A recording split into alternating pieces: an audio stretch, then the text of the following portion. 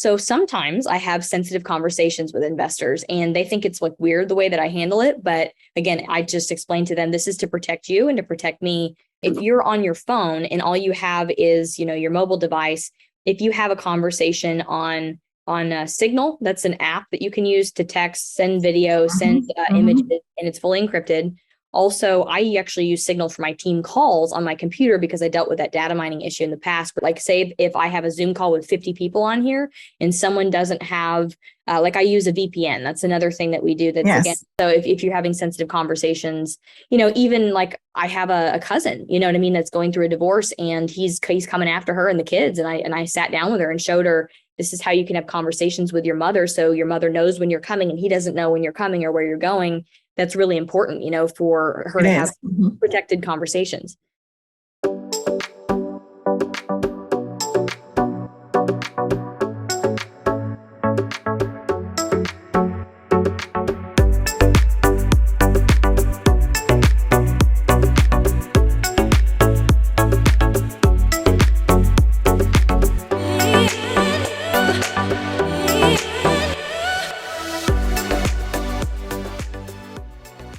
Welcome to the Real Estate Vibe Show. I'm your host, Vinki Loomba. And today I have the queen of apartments, Kaylee McMahon with me. Kaylee has purchased over $70 million in multifamily real estate as a general partner and principal. She sold over $3 million in residential real estate before transitioning into her current full-time syndication role. She's also a licensed real estate brokerage owner in the state of Texas. Kaylee is a founder of multiple companies, and one of the best company that I found in all these was the She West app that she's working on diligently, and we'll talk about that. And today we'll be talking about Kaylee's journey in real estate. Welcome to my show, Kaylee. Thank you, Vinki, for having me. I've been looking forward to connecting with you for a while. Thanks. So let's start with your background. Would you please briefly share with me your background? You've always been in real estate, or how did you become who you are today? It was an accident, to tell you the truth. And what I wish I would have had, if I could pivot the question a little bit when I got started, was powerhouse woman in my life that could say, hey, if you want to go down this road that you're thinking you're wanting to go on, here's all these things to consider and these things that you're going to go through or could, and here's the support system that you really need, the community, and I'm a very independent person, and that's okay, but to an extent, So I got started by seeing other people, men, doing what I'm doing now, and they were very kind people that were emotionally intelligent, givers that really wanted to focus on kind of like using their celebrity to do good for others, whether it's in the actual community that they're involved in, or whether it is angel investing outside of, their current multifamily portfolio. And I saw myself doing that. So for different purposes, or as far as giving back to people like myself, who had been through quite a bit, that's what I wanted to do. And I saw it as an opportunity. But what I wish I would have had when I got started was someone to say, here's the ultimate community that you're going to need to be able to have the support, to be able to skyrocket with what you're doing, instead of kind of dealing with the constant pushback, and here's what you need to not give up. So yeah, I was just seeing those other people that were doing what I do now, buying apartments, and doing it while also taking care of other people and doing good along the way. So when did you start? In 2018, I think. So 2018 and 4 years. In 4 years, you have $70 million in multifamily real estate as a general partner. So tell me about that. How did that happen? A lot of that is a farce. You know what I mean? Like, I don't own and manage it all myself. I'm not an independent rental owner, meaning that like I went out and purchased all this by myself. It definitely took a couple of different teams that we put together to do this. Two of the assets that were 250 plus units, those were the same partners over and over again.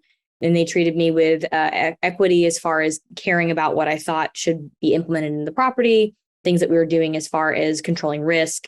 They listened and they implemented things where I had a couple other partnerships where, unfortunately, I was just used, just to say, oh, she can raise money. And so we're going to make sure she knows nothing else. and she's not a part of the decision making or execution strategy or any of that kind of stuff, the actual business plan. So I learned a lot, getting involved in the type of partnerships that I tried and seeing what kind of partnership was right for me. Also went out there and went as the lead principal, or whatever you want to call the lead investor syndicator, and went and acquired a few properties by myself. Not by myself. The first two were kind of by myself. So two, and then two more. And basically it was just me and a small team of individuals who had opposite skill sets of me. And it became to where I'm also having to learn, about the balance between empowering others to do certain things, and also being able to identify who is an A player in each different role that they have. And again, not just hand off responsibility to whomever, and not to just, tell them what to do, but you have to give them processes and give them actual instructions, with what you expect. And I just really didn't realize that being in charge of, construction and asset management and a little bit of property management, that I was going to have that in-depth of knowledge to be able to guide the hands of everybody, I guess, but stay out of the day-to-day. So it's been a big learning experience from partnering as more of investor relations side of things, I guess, or partnering as key principal and general partner, or partnering as the main GP partner that's making all the decisions. Each of these roles have been very different. So the 70 plus million assets under management is the combination of all those different types of partnerships. Right. So you said people saw you as a capital raiser in the beginning in your conversation. So how did you get away from that role, not 100% to some extent, that you were seen as a general partner more than just being a capital raiser? It took for somebody who was kind of, I don't know if I want to call him a mentor, but I guess a sponsor, because he's a male. I guess I would call women more of like a mentor, but a sponsor in the beginning who sponsored me, saying that she can raise money, she can close, she has operations. I was flipping houses. And so there's like a basic level of understanding of being able to know what goes into a unit, what's necessary to get the ROI that you need from, the kitchen, bathroom, et cetera. There's basic levels of understanding of underwriting and financial analysis. He taught me all of that. And so that person was like in my virtual reality goggles, knowing like my skill sets and who I am and what I stand for and what's important to me, and knowing what I bring to the table and where I wanted to grow. They knew that they needed to help empower me to take a lead role. Whereas some of these other people that wanted to sort of take advantage, they didn't really know me. They didn't really take the time to interpersonally be involved in my life, or, wondering what it is that my long-term goals were and how do our ethics, mission, vision, values align? What do we really want in life? Where are we going? So they just were not willing to have what I call deep, intimate relationships. And the other people that really saw me, they were. So that would be, I guess, the difference between the two people. And the people that actually valued me, we're still friends today, because you always want to stay with people that actually like see you and hear you for who you are, not who they think you are or what they can get out of you. So let me ask you this question. Did that change the way you used to trust people or build relationships with people?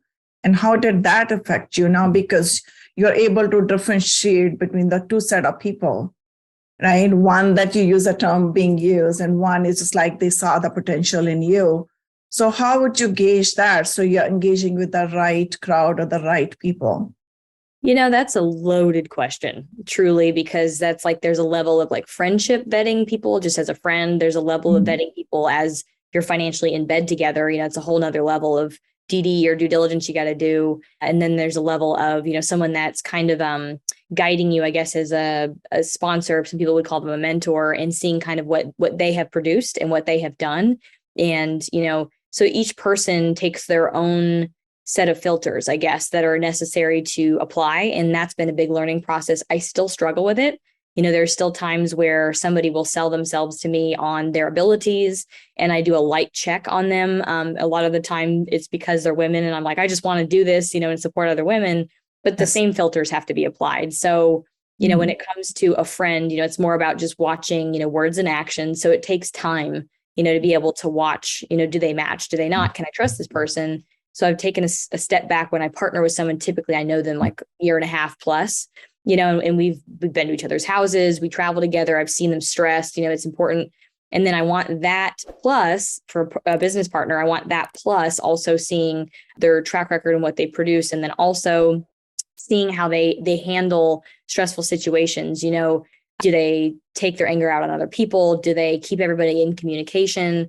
Do they stay transparent and honest, when things are really rough and scary? I mean, that's really important. And treat people with equity, that are on the team, regardless of what their roles are. They all deserve to know the facts and what's going on.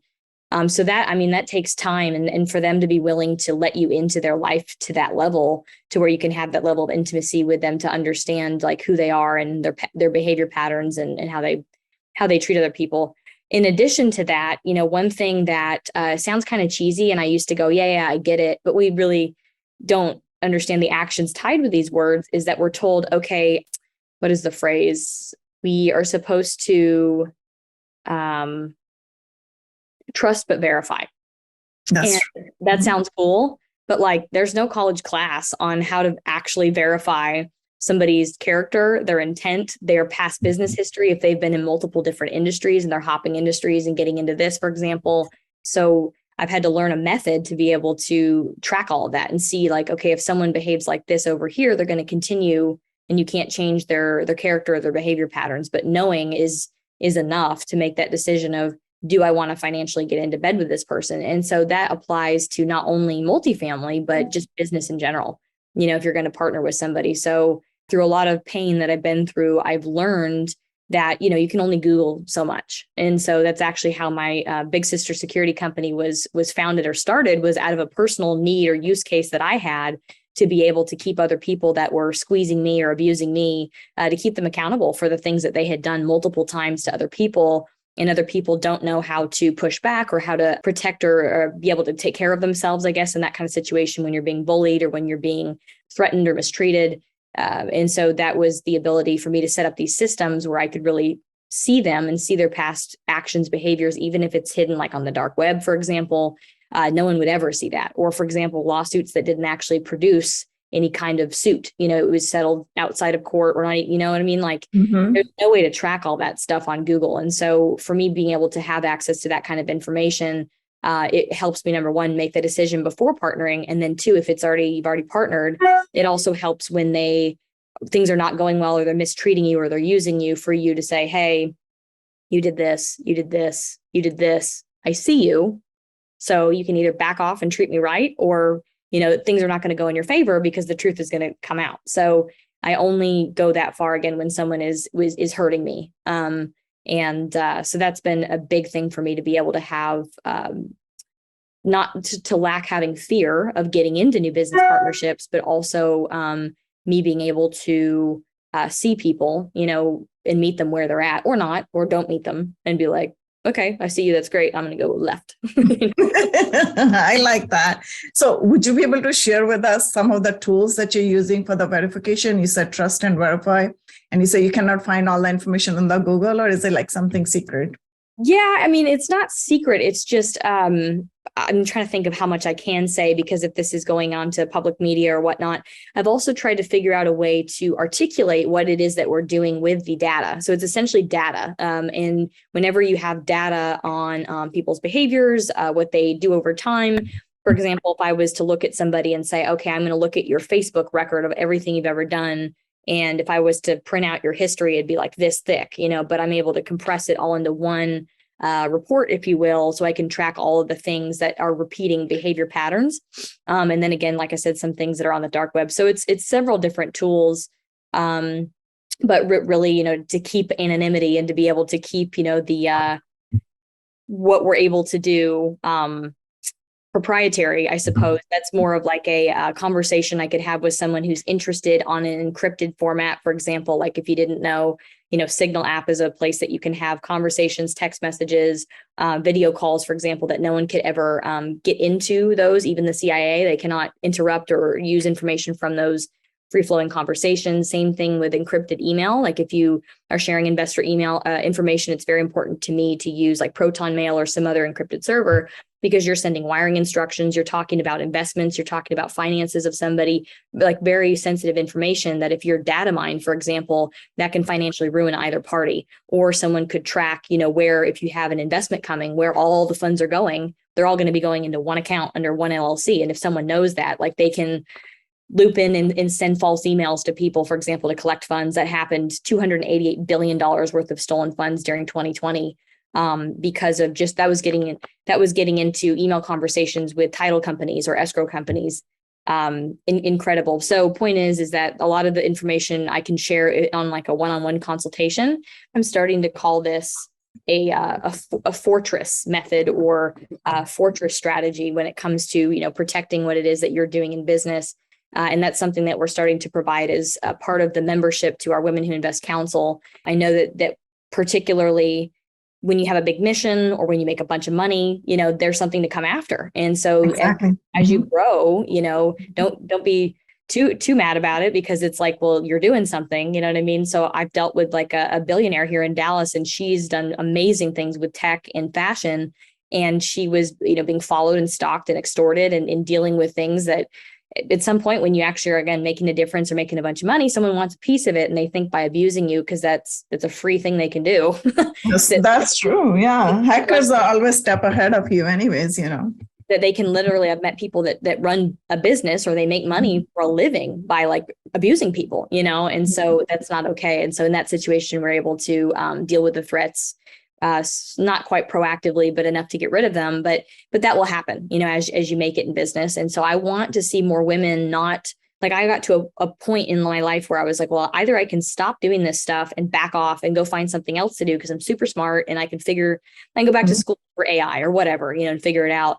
But I'm like, no, like I'm not going to be pushed out of this industry because someone wanted to take advantage of me. I'd rather make a use case out of this and create a solution, share that with other women. So it's like, I'd rather see you get to millionaire, billionaire status and deal with the threats that are going to come along the way, more money, more problems, but have the tools that you need and the people that you need to be able to keep people accountable and to keep the abuse away from you, And there's always this middle ground where you're getting started, and a lot of people prey on newbies, and it's really sad. And I see it all the time.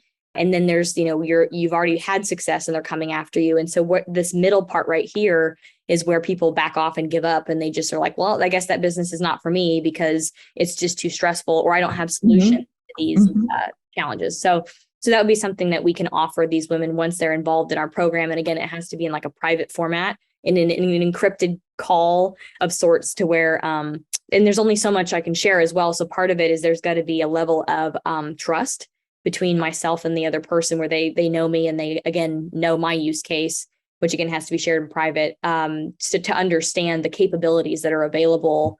I had someone send out, some really scary stuff, and there's cool tools out there like fingerprinting. There's cool tools out there like being able to search a PDF document and you can see in the code when somebody edited it and what they did, to be able to have a falsified document, being used against you. I mean, there's a lot of tools that are out there. Forensics, for example, we have personal computing forensics. I've had my data mined, and you can search where the threat came from, identify why it was sent and where it came from, to, again, if you need data in court to hold them accountable, that case is slam dunk. You know what I mean? There doesn't need to be this fighting back and forth. You're like, here's the data, here's what happened. And then they pay and go away, or they leave you alone, so.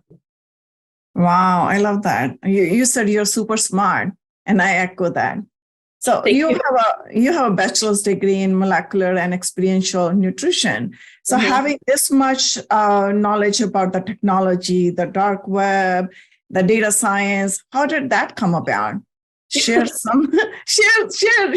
secret with me. Yeah, I mean, it really so when you have problems in life, like I've looked at some things that I've been through, and some of it seems like it's shameful. Some of it seems like, oh, no one else is going through this, and that's not true. Most people are going through something you've either gone through or you're facing right now.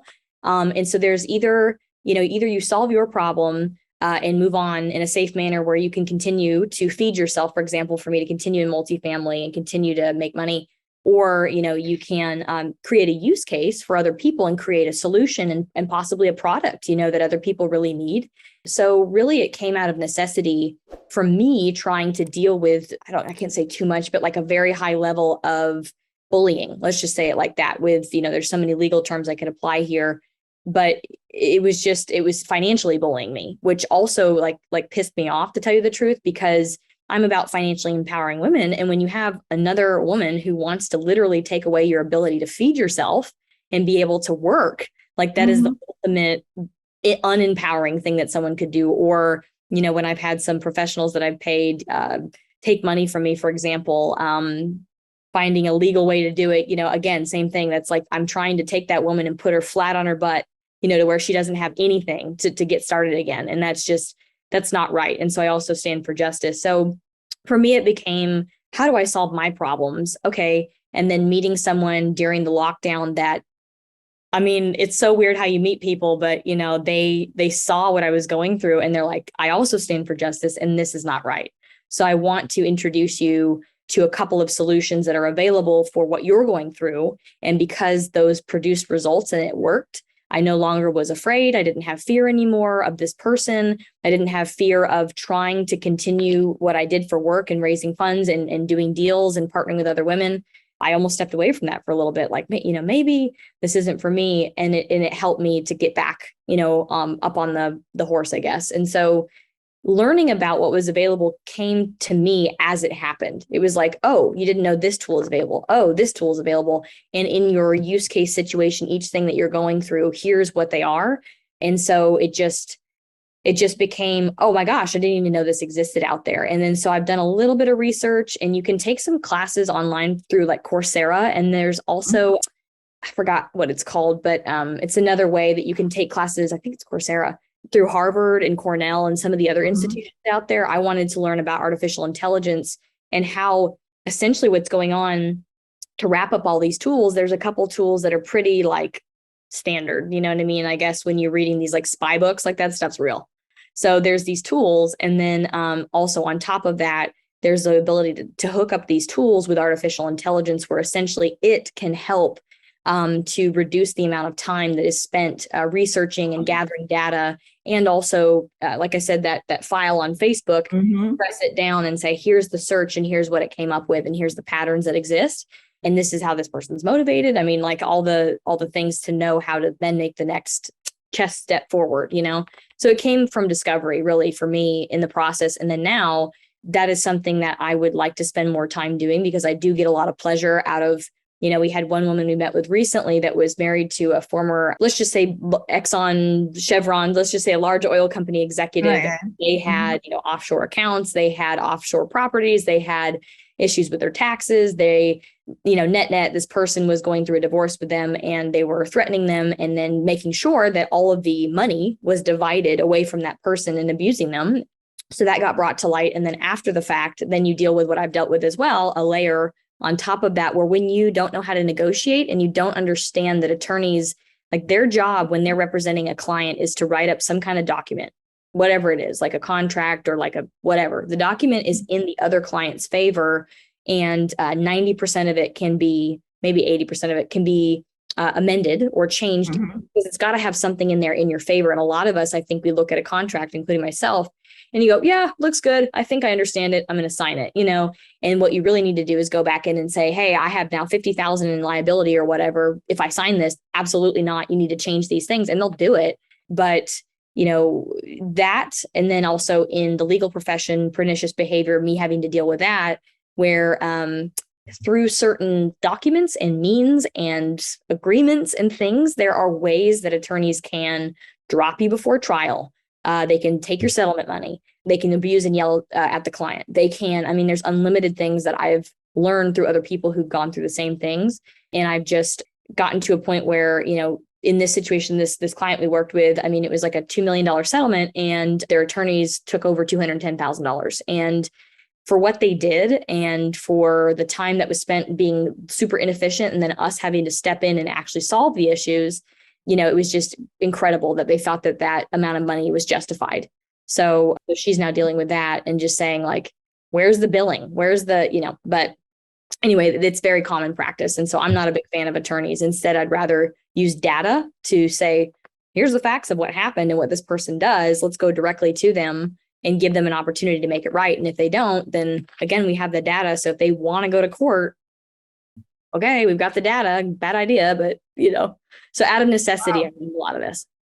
That's really good. So let me ask you this question regarding you were talking about all the spammers and all that. So I know that too, a lot of information is sent back and forth via email with the investors and the sponsors or the operators, and then a lot could be zapped in the middle. So what kind of tools that you use from the cybersecurity perspective, to encrypt the email so that, it's like some best practices that I'm looking for.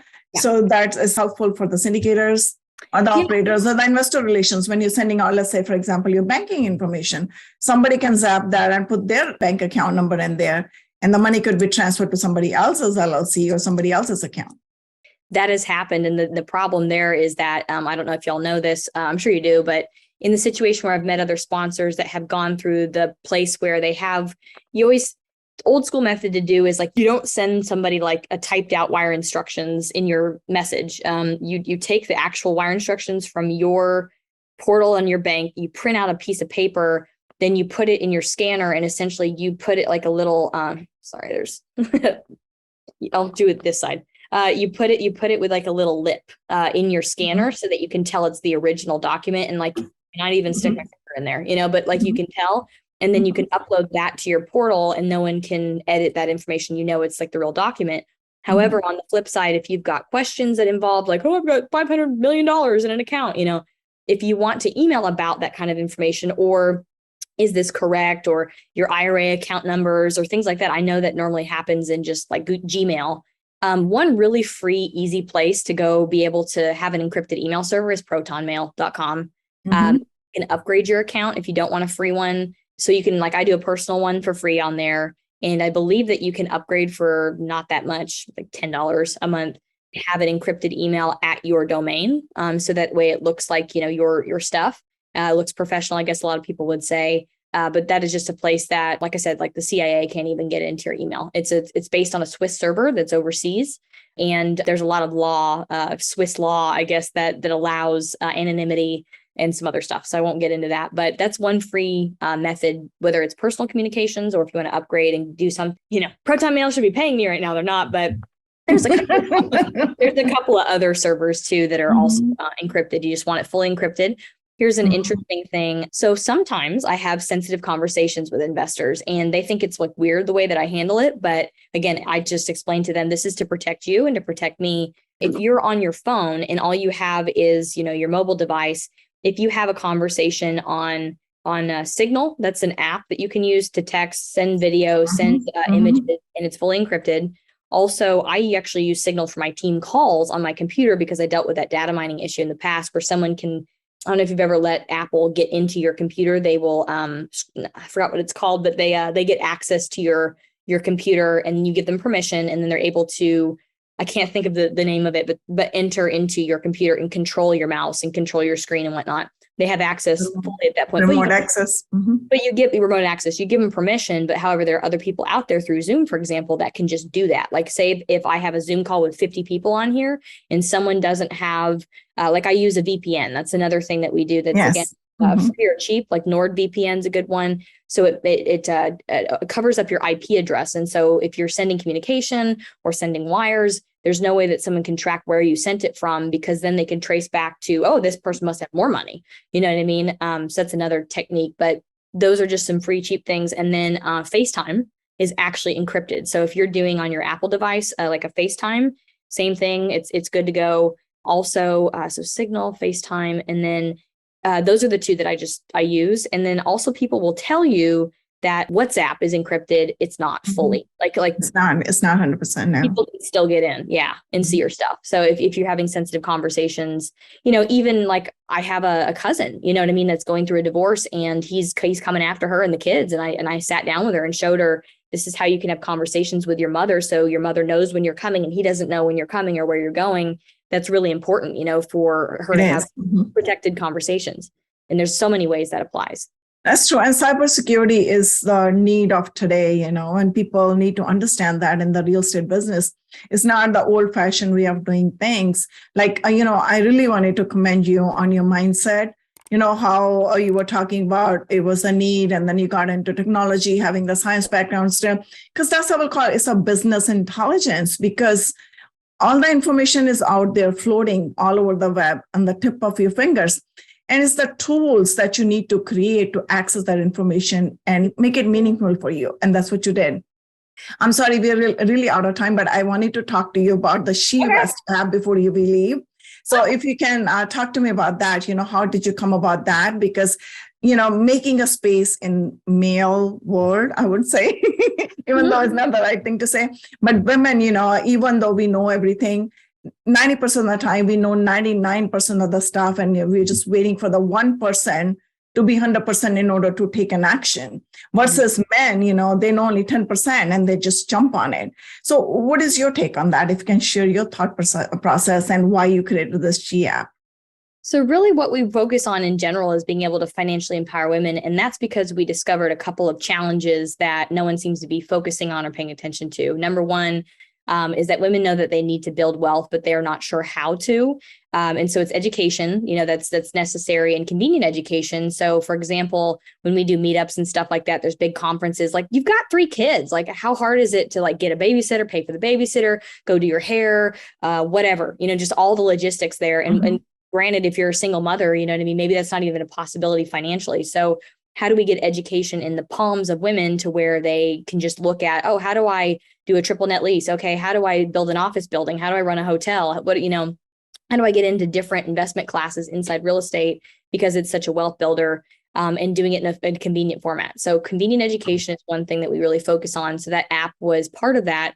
And then preparing a woman to be able to then take the next steps to invest. So the app is not even in beta yet. We still need 1,000 users to poke around and give us data on what to develop next. But I mean, the idea here is even in the middle part. So one part, you're tracking all of your investments to see what your portfolio looks like. Another part, you're looking at the education piece, which I filmed a lot of women in all kinds of commercial assets in real estate during the lockdown and put all of their interviews on there. It's transcribed as well. And then the third section is really having the team that you need to have your investment advisor. So for example, if you need a lawyer, there's a securities attorney in there. If you need a chartered financial analyst to to help you to understand all of your different investments. If you need therapy is a part of something that I had to go through and still do to understand my value, my self-belief, why I'm worthy, why this is something I need to do to look out for myself and continue when it gets hard or challenging to be able to stick with it. So there's a lot of people that we need in our life to form our investment team, even security people. So the idea there in the app, again, it's not fully built out yet, is to be able to have a telehealth type consult with those people when you need them through the app. And again, we do want to build it out. It's called She Vest, and it's available on the App Store currently, not on Android yet. But once we get to 1,000, users that are poking around in the app, then that's the point where we'll have enough data to know what to build out next. And this is something, to tell you the truth, because I'm just I'm way, way ahead in my head. This is something I wanted to build because if you're familiar with Sally Krawcheck and the Ellevest, her app is focused on paper assets. So kind of the same idea, but they focus on the stock market and other paper assets, not real assets. So I was like, well, why don't I build the same thing, make it a little bit different, but in commercial real estate. And then I'm going to have her company buy my app and essentially integrate the two together so that you can have one or the other. If stock market's not going well, making sure that you're focusing in real assets, and vice versa. Women that are in multifamily real estate, I think, also need to diversify into other assets too. So if it's right there at your fingertips, you don't have to put pants on, you don't have to get a babysitter. The idea is to have a convenient place to get educated, to get started in your investments. Thank you, Kaylee. I really appreciate your knowledge. And I think we are out of time today, but I'll have you back next week and we'll continue our session. Thank you so much for being with me today. But before we leave, would you please share your contact information? How can people reach out to you? Yeah, I think the best way so that you have access to what all is available to investors for resources would be www.theapartmentqueen.com. If you go into the menu under investor resources, there's everything we just talked about, plus more. If you're wanting to find investment opportunities, get educated, see our track record, that tends to be our feedback from all those that pop onto our website. What they're looking for is education, track record, and opportunities. So that's all up there in the investor resources drop down. Thank you so much, Kaylee. I'll see you next time. 100%. Thank you, Vinki.